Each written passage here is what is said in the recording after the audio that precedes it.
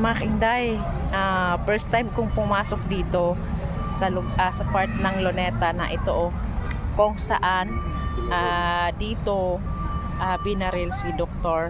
Jose Rizal, ang pambansang bayani ng ating Pilipinas. Ayan po si Dr. Jose Rizal.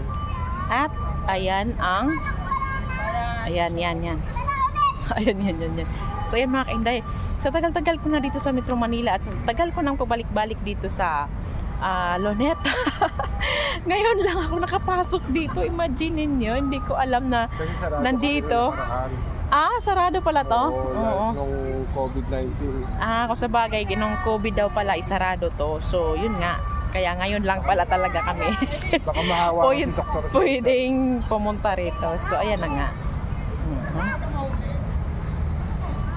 So, may mga ano-ano din dito, yung parang mga bato na ano. Ayan. Hindi ko alam kung ano yan, bato para pwedeng upuan. Ayan. Hindi daw alam pero bato na parang upuan.